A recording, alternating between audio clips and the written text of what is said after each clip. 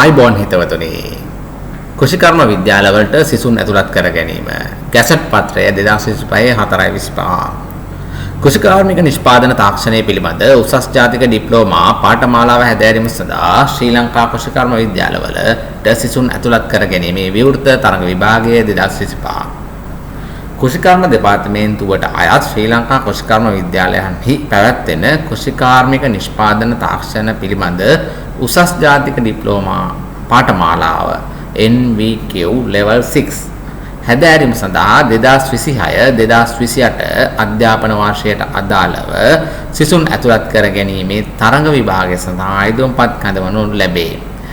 මෙම විභාගය කුෂිකර්ම දෙපාර්තමේන්තුවේ විභාග අංශය විසින් 2025 සැප්තැම්බර් මාසය තුලදී සිංහල හා දෙමළ මාධ්‍ය වලින් ප්‍රධාන නගර කිහිපයක පිහිටුවනු ලබන විභාග මධ්‍යස්ථානවලදී පැවැත්වීමට අපේක්ෂිතයිලු.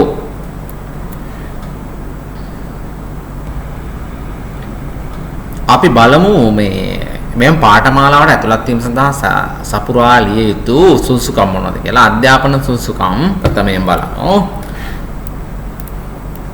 අපොස සාමාන්‍ය පෙළ විභාගය දෙවරකට නොවැඩි වාර ගණනකදී විෂයන් 6කින් සමත් වී තිබිය යුතු අතර සිංහල හෝ දෙමළ භාෂාව, ගණිතය සහ විද්‍යාව යන විෂයන් 3 සහ තවත් එක් විෂයකට සම්මාන සාමාර්ථයක් හෝ ඊට ඉහළ සාමාර්ථයකින් තිබිය යුතුය.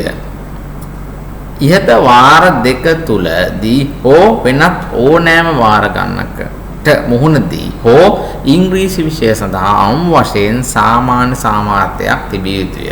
S1 සහ අපොස උසස් පෙළ විභාගයේදී ජීව විද්‍යාව විෂය ධාරාව තුල ජීව විද්‍යාව, රසායන විද්‍යාව, භෞතික විද්‍යාව හෝ කෘෂි විද්‍යාව යන විෂයන් හදාරා අවම වශයෙන් සාමාන්‍ය සාමාර්ථ තුනක් එකවර ලබා තිබීම හෝ අපොස උසස් පෙළ විභාගයේදී තාක්ෂණ වේදය විෂය ධාරාවේ ජෛව පද්ධති තාක්ෂණ වේදය හෝ ඉංජිනේරු තාක්ෂණ වේදය සඳහා විද්‍යාව සහ කෘෂිකර්මය යන විෂයන් හදාරා අවම වශයෙන් සාමාන්‍ය සාමාර්ථ තුනක් එකවර ලබා තිබීම. ගැසට් පත්‍රයේ වැදගත් කියලා තියලා තියෙනවා ජීව විද්‍යාව සහ තාක්ෂණ වේදය විෂය ධාරාවන් යටතේ අපොස උසස් පෙළ සඳහා උක්ත විෂය සංකලනවලට අදාළ විෂයන් තුනෙන් බැහැර වෙනත් විෂයන් හදාරා තිබීම නුසුසුකමක් ලෙස සැලකේ.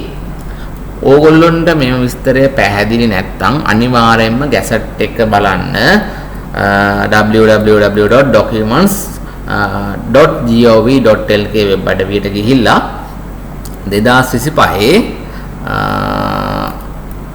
4/25 වෙනි දින ගැසට් පත්‍රය බලලා මෙම ගැසට් පත්‍රයේ කුෂිකර්ම දෙපාර්තමේන්තුවේ මෙන්න මේ කුෂිකර්ම විද්‍යාලවලට ඇතුළත් වීමේ කොටසට ගිහිල්ලා අනිවාර්යයෙන් මේ ගැසට් එක හොඳට කියවන්න.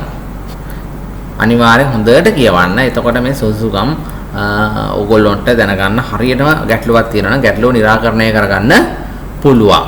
මම ගැසට් පත්‍රය ගන්න විදිය ඕගොල්ලොන්ට ඉස්සෙල්ලා කියලා දීලා තියෙනවා. දන්නේ නැති කටට මම කාඩ් එක දාන්නම් මෙතනින්. අනිවාර්යෙන් ගැසට් පත්‍රය අදාළ දිනේට ගිහිල්ලා ඕගොල්ලෝ ඩවුන්ලෝඩ් කරගෙන බලන්න ගැසට් පත්‍රය.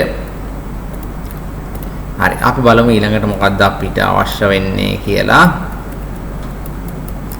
ඊට පස්සේ වයස 2025 5/26 දිනට අයදුම්කරුගේ වයස අවුරුදු 18ට නොඅඩු විය යුතු අතර අවුරුදු 25ට නොවැඩි යුතුය. අවුරුදු 18ට අඩු වෙන්න බෑ. අවුරුදු 25ට වැඩි වෙන්න බෑ. 2025 5/26 දිනට. ඒ අනුව මෙන්න මේ උපන් දින තියෙන කට්ටියට ආයුධම්පත් කරන්න පුළුවන් කියලා උපන් දිනක් දාලා තියෙනවා. උපන් දිනය 2005 වෙනි මාසේ 26 දින හෝ ඊට පසුව හා 2007 5/26 දින හෝ ඊට පෙර විය යුතුය. මේ දින දෙකත් ඇතුළුව මේ දින දෙක අතර ඕගොල්ලෝ 18ට අඩු වෙන්න බෑ 25ට වැඩි වෙන්න බෑ. හරි ඒක තේරෙන්නේ නැති කියලා හිතනවා.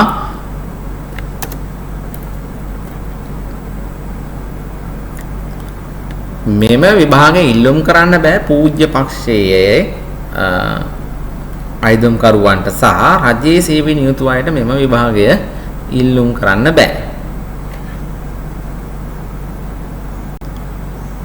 තරඟ විභාගයේ පහ සඳහන් නගර ආශ්‍රිතව පිහිටුවන ලබන විභාග මධ්‍යස්ථානයේදී 2025 සැප්තැම්බර් මාසය තුලදී පවත්වනු ලැබේ. මෙන්න මේ නගර ටික තමයි දීලා තියෙන්නේ. නගර 9ක් කියන්නේ පළාත් 9ට හරියන දීලා තියෙනවා. අම්පාර, අනුරාධපුරය, දඹුල්ල, ගම්පහ, ගාල්ල, හම්බන්තොට, මහනුවර, කුරුණෑගල, වවුනියාව. මෙන්න මේ නගර ආසන්නයේ ඕගොල්ලෝ විභාගයේ පැවැත්වෙනවලු 2025 සැප්තැම්බර් මාසය තුලදී. ආයුධම්පත් කැඳවීම මෙන්න මේක විශේෂයි හොඳට අහගන්න. මෙම තරඟ විභාගය සඳහා ආයුධම්පත් කැඳවීම මාර්ගගත ක්‍රමය ඔස්සේ සිදු කරනු ලැබේ. ඔන්ලයින් ආයුධම් කරන්න ඕනලු. කෘෂිකර්ම දෙපාර්තමේන්තුවේ වෙබ් අඩවිය වන www.doa.gov.lk යන වෙබ් අඩවිය හරහා මෙම ආයුධම් කළ යුතුය. මෙම තරතුරට මෙන්න මේ මම කිව්ව වෙබ් අඩවියෙන් ගිහින් තමයි ඔන්ලයින් ආයුධම් කරන්න ඕන.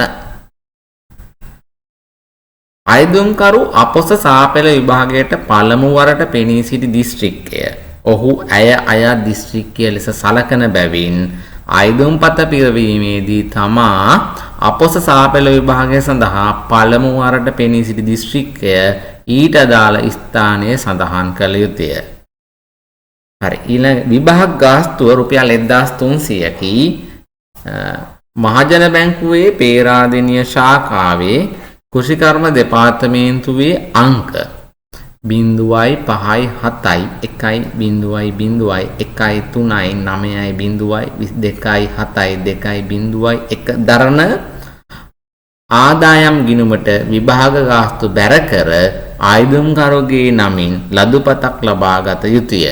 එම මුදල් කොවිතාංශය නිකුත් කළ දිනය ශාඛාව හා අංකය ආයුධම්පතේ සඳහන් කළ යුතුය. මේ ගැසට් පත්‍රයේ තියෙන විභාග ගාස්තුව මෙම ගැසට් පත්‍රයේ තිබෙන මෙන්න මේ ගිණුම් අංකයට මුදල් යොමු කරලා කොවිතාංශය ලබා ගන්න ඕන. ඒක දිනය ශාඛාව අංකය ආයුධම්පතේ සඳහන් කරන්න ඕනලු. මේ ගැසට් පත්‍රය බලන්න අනිවාර්යෙන් ගැසට් පත්‍රය බලන්න නැතුව මේ ආයුධම් පත්‍රය යොමු කරන්න එපා. 2025 4/25 වෙනි දින ගැසට් පත්‍රය අනිවාර්යෙන් මෙන්න මේ විභාගයට අදාළ තොරතුරු ටික ඔයගොල්ලෝ කියවන්න. ආයුධම්පත ඉංග්‍රීසි මාධ්‍යයෙන් පමණක් සම්පූර්ණ කළ යුතු වේ. ආයුධම්පත සම්බන්ධ යම් ගැටලුවක් වෙතොත් 0.81 2.3 8.8 3.4 හෝ 0.81 2.3 8.8 3.4 යන දුරකථන අංක වලින් විමසීම් සිදු කරන්න පුළුවන් කියලා මේ ගැසට් පත්‍රයේ තියෙනවා. විභාගය සඳහා ගෙවන ලද ගාස්තුව මොනම හේතුවක් නිසාවත් ආපසු ගෙවීමක් හෝ වෙනත් විභාගයක් සඳහා මාරු කිරීමක් සිදු කරන්නේ නැතිලු. ආයුධම්පත් බාර ගන්නා අවසාන දිනය වන 2025 5/26 දිනෙන් පසු ආයුධම්පත් වෙබ් අඩවියෙන් ඉවත් කරනු ලැබේ. අවසාන දිනය තමයි ආයුධම්පත් යොමු කරන්න පුළුවන් 2025 5/26. මාර්ගගත ආකාරයෙන් සම්පූර්ණ කළ ආයුධම්පතේ මුද්‍රිත පිටපතක් ලබා ගැනීම අනිවාර්යයෙන් මේක ඔන්ලයින් ෆිල් කරන් පස්සේදී අනිවාර්යයෙන් මුද්‍රිත පිටපතක් ගන්න ඕන. අවසානට PDF එකක් එයි. ඒක print out එකක් අරගෙන ඔයගොල්ලෝ තියා ගන්න ඕන, අර ගන්න ඕන. එසේ ලබාගත් මුද්‍රිත පිටපත පහත සඳහන් සියලුම ඇමුණුම් සහිතව නොගැලවෙන පරිදි අමුණා ලියාපදිංචි තැපෑලෙන් පමණක් 2025 5/30 වෙනි දිනට හෝ ඊට පෙර ඔන්ලයින් ආයුධම් කරන්න පුළුවන් දිනේ තමයි 2025 5/26. අවසාන වරට තැපැල් කරන්න පුළුවන් දිනේ තමයි 2025 5/30 වැනි දිනට හෝ ඊට පෙර. මෙන්න මේ ලිපිනයට තැපැල් මගින් යවන්න ඕන. අර අමුණුම් මම පස්සේ අමුණුම් ටික කියන්නම්. ඒ ටිකක් දාලා අමුණලා අධ්‍යක්ෂ වරහන් ඇතුළේ ව්‍යාපෘති හා පුහුණු ක්‍රමාවක් ව්‍යාපෘති හා පුහුණු මධ්‍යස්ථානය කෘෂිකර්ම දෙපාර්තමේන්තුව පේරාදෙණි යන ලිපිණියට එවිය යුතුය. ලියුම් කවරේ වම් පස ඉහළ කෙරෙහි උසස් ජාතික ඩිප්ලෝමා පාඨමාලාව වරහන් ඇතුළේ NVQ level 3 level 6 යන්න සඳහන් කළ යුතුය.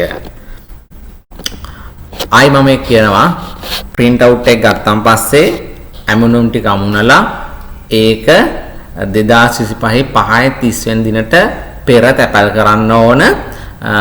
අධ්‍යක්ෂ වරහන් ව්‍යාපෘති හා පුහුණු කමාවක් ව්‍යාපෘති හා පුහුණු මධ්‍යස්ථානයේ කමාවක් කෘෂිකර්ම දෙපාර්තමේන්තුව කමාවක් පේරාදෙන යන ලිපිනයට එවන්න ඕනලු.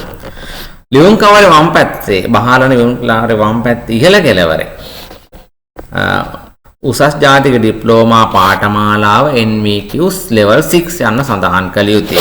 මෙන්න මේ ආයුධ පත්‍රය සමග ඇමිනිය යුතු ටික දැන් මම කියනවා. අපොස සාපෙළ විභාගයේ ප්‍රතිඵල ලේඛන වල ඡායා පිටපත්.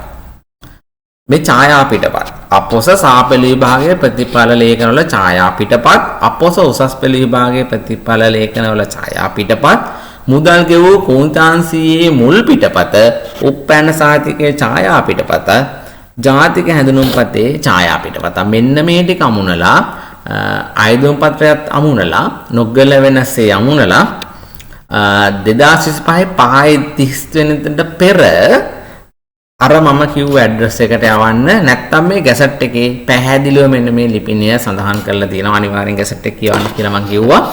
ඩිස්ක්‍රිප්ෂන් එකේ ගැසට් එකේ link එක දාන්නම්. අනිවාර්යෙන් ගැසට් එක කියවලා මෙන්න මේවත් අමුණලා මෙන්න මේක නිවර්දිව තැපල් කරලා ඕගොල්ලෝ විභාගයට ලියලා කෘෂිකර්ම විද්‍යාලයට යන්න කියලා තමයි මම ඉල්ලන්නේ. මේක හොඳ කෝස් එකක්, හොඳ පාඨමාලාවක්. හරි. ඕගොල්ලොන්ට ආයුධ පත්‍රය ඔන්ලයින් තමයි පුරවන්න තියෙන්නේ. නිල් වෙබ් අඩවිය තමයි www.doa.gov.lk වෙබ් අඩවියෙන් ඔන්ලයින්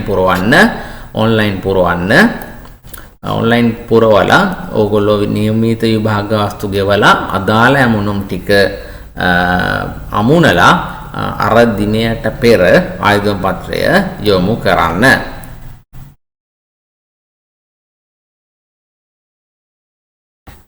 හරි, අපි බලමු කෘෂිකර්ම විද්‍යාවට ආයුධම් කරන්නේ කොහොමද කියලා.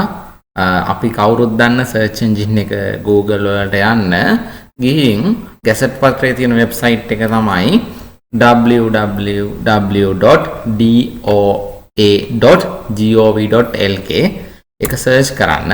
සර්ච් කරාම මෙන්න මේ වගේ නිල ලින්ක් එක එනවා. එතන ක්ලික් කරන්න. ක්ලික් කරාන් පස්සේදී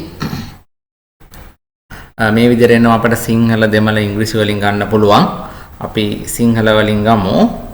අරගත්තම් කෘෂිකර්ම දෙපාර්තමේන්තුවේ නිල වෙබ්සයිට් එක ඕපන් වෙනවා. මෙන්න මේ විදිහට මෙතෙන්වත් භාෂාව වෙනස් කරන්න පුළුවන්. අපි මෙහෙම මෙතනින් පල්ලෙහාට යමු.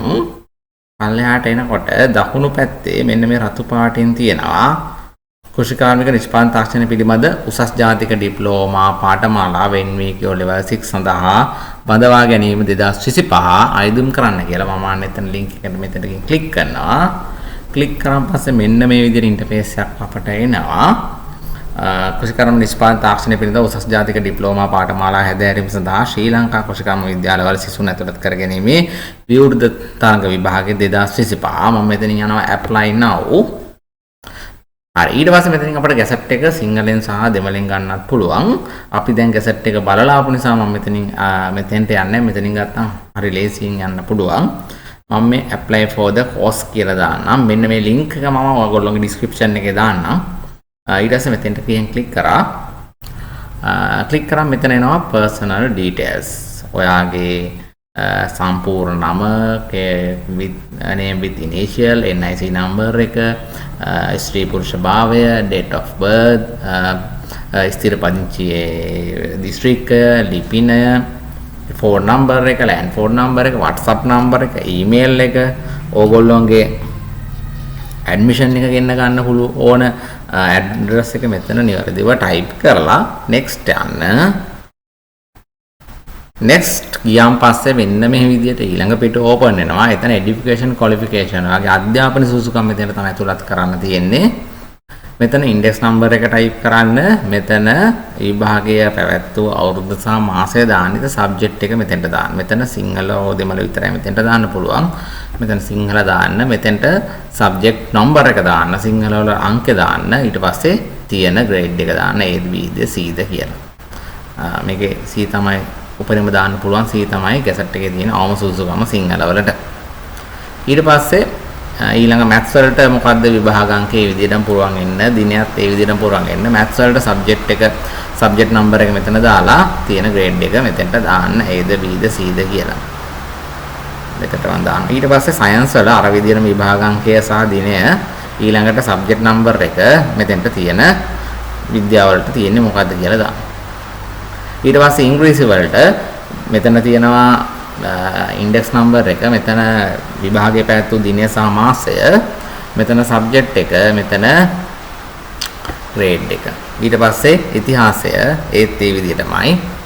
ඊට පස්සේ එනවා රිලිජන් මොකක්ද ආගම විභාගෙ ලිව්වේ බුද්ධ ආගම නම් බුද්ධ ආගම එතනට දාලා ඒකට තියෙන වැලියු එක දාන්න. ඊට පස්සේ මෙතන ඉන්ඩෙක්ස් නම්බර් එක දාන්න. මෙතන මාසය සහ දිනය දානවා. විභාගෙත් වැතු සබ්ජෙක්ට් නම්බර් එක ටයිප් කරලා ග්‍රේඩ් එක දාන්න. ඊට පස්සේ ෆස්ට් සබ්ජෙක්ට් කැටගරි එකක් තියෙන යටතේ තියෙන විෂයන් ටික තියෙනවා. ඒකත් ඕගොල්ලෝ තෝරලා අර විදියටම ඕගොල්ලෝ සර්ටිෆිකේට් එකේ තියෙන විදියට මේ ටික පුරවන්න. සෙකන්ඩ් සබ්ජෙක්ට් කැටගරි එක තියෙනවා. ඒ සෙකන්ඩ් සබ්ජෙක්ට් එක ඔයා තෝරලා සබ්ජෙක්ට් ටික මෙහෙම ඕන් කරාම එනවා. ඔයා සෙකන්ඩ් සබ්ජෙක්ට් එක මොකද්ද කියලා බලලා ඒ සෙකන්ඩ් සබ්ජෙක්ට් එකේ විභාග අංකය සහ විභාගයේ පැවැත්වූ දිනය සහ මාසය දාලා සබ්ජෙක්ට් නම්බර් එක දාලා තියෙන්නේ මොකද්ද කියලා දාන්න. ඊට පස්සේ දිනනවා third subject category එක එනවා. ඒකත් ඔයාට තෝරලා මේ විදියට සබ්ජෙක්ට් නම්බර් එක දාලා වැලියු මේ ග්‍රේඩ් එක දාන්න. ඊට පස්සේ අතිරේක විෂයන් එනවා. අතිරේක විෂයට ඔයා කරේ මොකද්ද කියලා මෙතනින් තෝරලා පාලේ තෝරලා රුසියන් මියුසික් ඔය කරපු වෙනවා.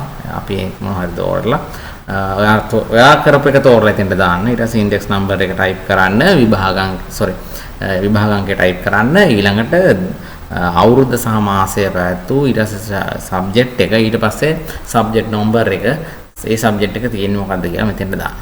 එහෙම තමයි O level ටික. ඊට පස්සේ එනවා GC A level advanced level.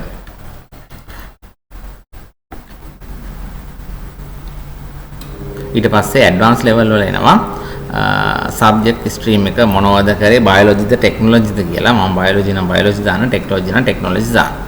ඊට පස්සේ මෙතන ඉන්ඩෙක්ස් නම්බර් එක ටයිප් කරලා මෙතන විභාගයේ පැවැත්වූ අවුරුද්ද සහ දිනය දාන්න. ඊට පස්සේ සබ්ජෙක්ට් මෙතනින් බයොලොජි, මෙතනින් සබ්ජෙක්ට් නම්බර් එක බයොලොජි වලට තියෙන, මෙතන ග්‍රේඩ් එක මොකද්ද කියලා දාන්න. ඊට සබ්ජෙක්ට් නේම් ඊළඟ සෙකන්ඩ් එක P6 නම් P6 ඔයා කරපු එක දාන්න. ඊට පස්සේ මෙතන සබ්ජෙක්ට් නම්බර් එක දාලා මෙතෙන්ට මොනවද ඒ විෂයන්ට තියෙන. ඊට සබ්ජෙක්ට් 3 ඔයා මොනවද කරේ කියලා දාලා මෙතෙන්ට දාන්න සබ්ජෙක්ට් නම්බර් එක සහ තියෙන්නේ මොකද්ද කියලා දාලා next දෙන්න. next ගිහින් බලමු අපි ඊළඟට මොකද්ද වෙන්නේ කියලා. ඊළඟට next කරන් මෙන්න මේ වගේ පිටුවක් එනවා. ඔයා O level විභාගය ලියුව දිස්ත්‍රික්කය පළමු වරට O level විභාගය ලියුව දිස්ත්‍රික්කය මෙතෙන්ට දාන්න. ඊළඟට එක්සෑම් එකට ඔයා එක්සෑම් එකට ඉදිරිපත් වෙන්න තියෙන කැමති නගරය දාන්න. ඒ අවට තැනක් හම්බ වෙයි බොහෝ දුරට. අපි ඔයා ජීවත් වෙනා ඉන්න තැනට ආසන්න නගරය දාන්න. ඊට පස්සේ භාෂාව ඔයා විභාගයේ ලියන භාෂාව සිංහලද හෝ දෙමළ දාන්න. ඊට පස්සේ ඔයා සල්ලිගේ ඕ විස්තර දාන්න. අර ගැසට් පත්‍රයේ තියෙන ගිණුම් අංකයට මාවදද ගෙව්ව එක හා රිසිට් නම්බර් එක මෙතෙන්ට දාන්න ඕන. එතකොට ඒ ටික නිවැරදිව ඇතුළත් කරලා next දෙන්න ඊළඟ පිටුවට යනවා. ඉන් පසු ඔයා ඇතුළත් කර සියලු තොරතුරු එක පිටුවකට ගෙනල්ලා ඒගොල්ලෝ පෙන්නනවා. ඔයා ඇතුළත් කර තොරතුරු හරිද? කරුණාකර සටහන කරුණාකර ඔබගේ තොරතුරු නිවැරදිදයි පරීක්ෂා කරන්න. නිවැරදි නම් ඉදිරියට යන්න, වැරදි නම් පහතින් ඇති බැක් බොත්තම මගින් ආපසු ගොස් තොරතුරු නිවැරදි කරන්න. ඒ ආපසු ගිහිල්ලා ආයි ඒ තොරතුරු වැරද්දා නිවැරදි කරලා next එන්න ආයි මෙතෙන්ට එනවා. මේවා ලේස් අමාරු වැඩ නෙවෙයි. මේ මම ආදර්ශ විදියට ඇතුළත් කර තොරතුරු ටිකක් තමයි තියෙන්නේ. මෙන්න මේ විදියට ඇතුළත් ඔයාගේ නාම ගම ඒ ටික හරියද? විභාග අංක හරියද? හැඳුනුම්පත් අංක හරියද? ඔයාගේ O level result හරියද? ඔයා ඇතුළත් කරපු A level result හරියද? ඔයා මේ පදිංචි දිස්ත්‍රික්කයේ හරියද? ඔපතම වරට O level දිස්ත්‍රික්කයේ හරියද? ඔය භාෂාව හරියද? සල්ලි ගෙවුණු තොරතුරු හරියද? මේ ටික දාලා මේ ටිකත් නිවැරදි නම් next යන්න වැරද්දක් තිබුණොත් බැක් ගිහිල්ලා ඒක නිවැරදි කරලා ආයි next එන්න ආයි මෙතෙන්ට එන්න.